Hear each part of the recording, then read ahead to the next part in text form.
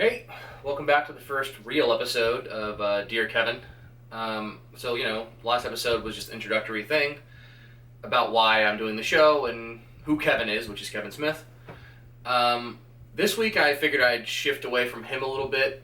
There'll be a Dear Kevin thing at the end, and talk about me and my progression as a writer. So we're going to talk about Ethan Alexander, the script, which I have no idea if you can read that from here, but it's a screenplay I wrote, my first real screenplay. I'd written one and a half before this one that were just kind of me playing around. I was a teenager. I liked movies. They suck. This one was the one that made me a real writer. That's how I think of it. I think it still holds up about a decade later, a little over a decade later. I'm proud of it in a way that it's not just some amateurish, childish thing. It's a real script. I wrote it when I was 15 to 16 years old. The dates actually should be in here. Yeah, February 2005, and this draft is dated August 13th, 2008. I'd finished it before 2008, but I've tried to rewrite it and gotten a bunch of notes from friends and professors and whoever else. But the first draft, the one that, I finished it and I'm done, fade out the end, took me about 6 months. So it's exceptionally autobiographical. I wrote it starting about a month after my dad left me and my mom when I was in high school. Spoilers for Ethan Alexander, should I ever actually get a chance to make it. I came home from school one day when I was in high school. A friend gave me a ride home from school. I went up the steps to my house, unlocked the door, and when I went inside, the couches were gone, the television was gone, the kitchen had been ransacked. In the bedroom, my parents' bedroom, my parents slept in Ozzie and Harriet, Lucy and Ricky style TV beds because my father had bad hips. His bed was gone. And it wasn't a huge shock in as much as my parents bitched and moaned at each other constantly. But he didn't tell me, didn't tell my mother. It wasn't hello, I'm getting divorced and here's a lawyer.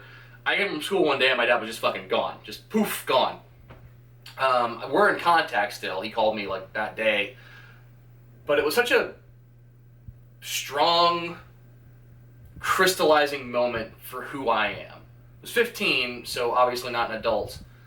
But in a weird way, that was the day I grew up. I think my generation, I was born in 1989, I think my generation had to grow up way too fast because the 90s was so much fucking fun with, Bill Clinton, the saxophone playing president who was in the fucking Animaniacs opening titles.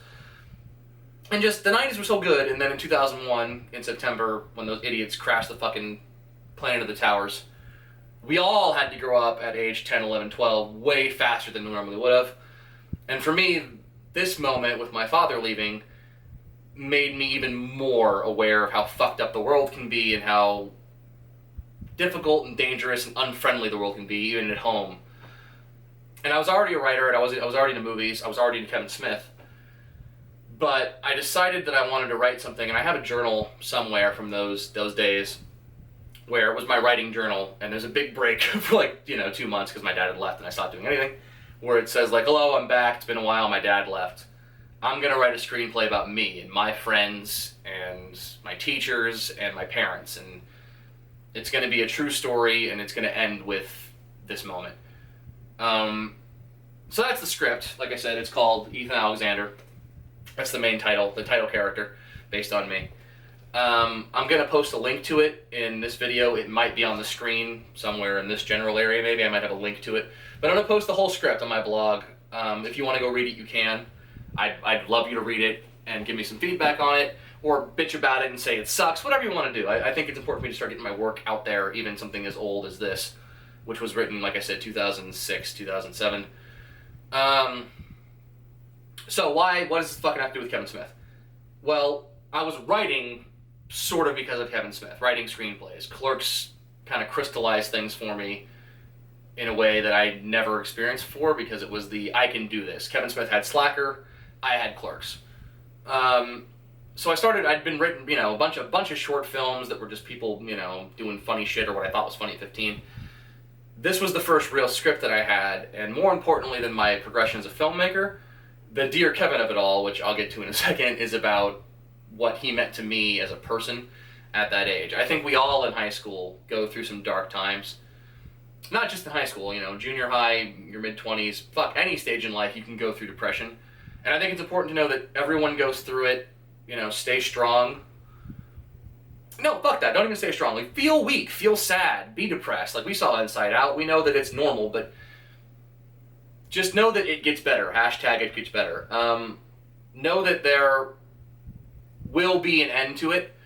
And for me, that time after my dad left in high school, amidst a bunch of other stuff, mind you, but that was a big one, was a very, very depressing time for me. And writing this screenplay helped crystallize what I thought my future should be. I keep saying crystallize. Helped distill the future into a very pinprick, that way, I'm going to be a filmmaker. This script defined it for me. And more important to that, I'm just going to go straight into my Dear Kevin now. Dear Kevin, thank you for helping me get through high school, you in particular. I also had American Idiot, the Green Day album, which came out in 2004, I want to say.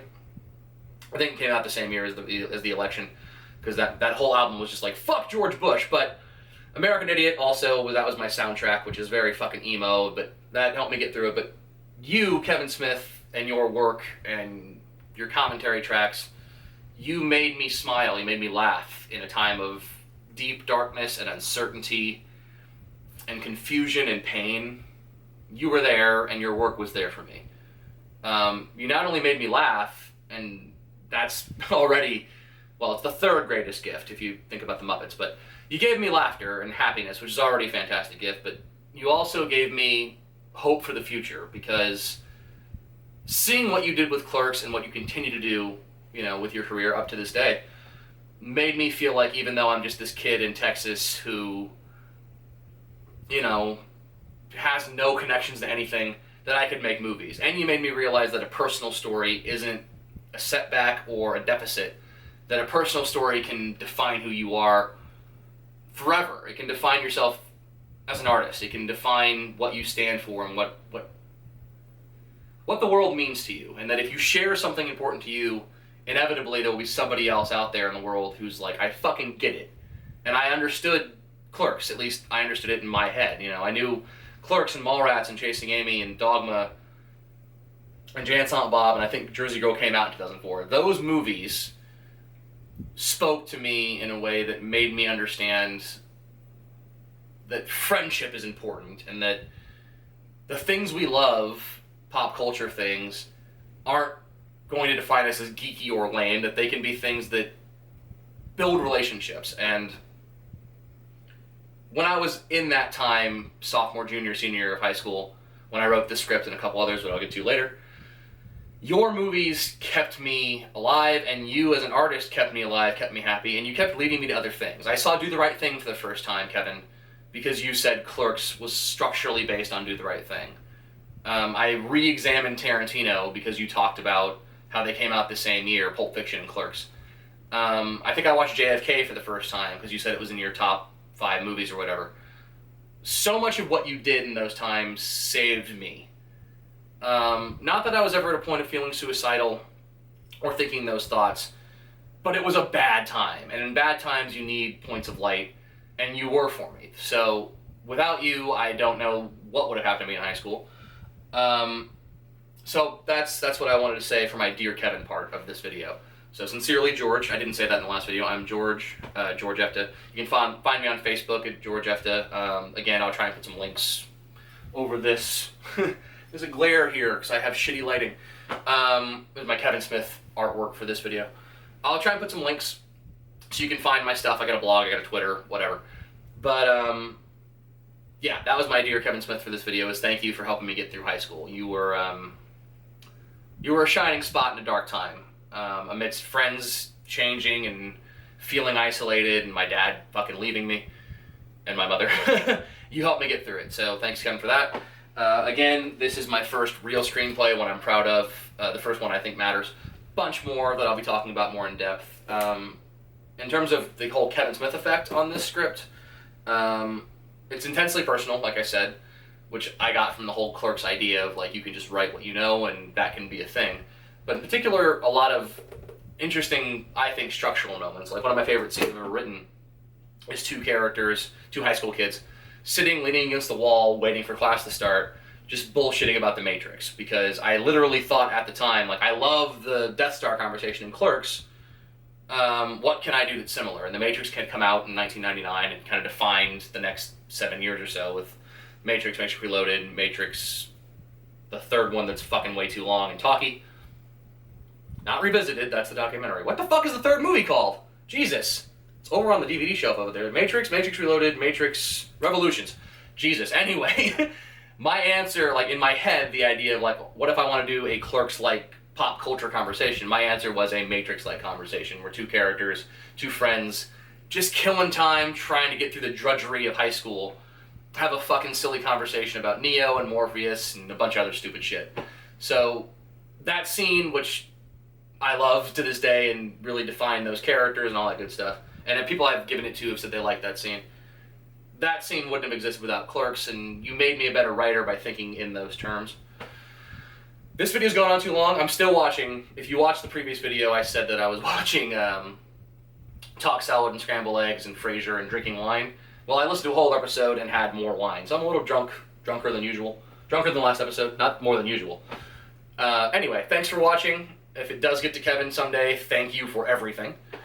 Next episode, I think I might go back to Kevin and talk about Clerks. I think I want to go chronologically in terms of his career. So yeah, that's pretty much it for this episode. Thanks again. Subscribe if you like. There's a button right over, I think over there. Subscribe if you like. Share if you like. Follow me on Twitter, Facebook. And yeah, that's pretty much it. See you next time.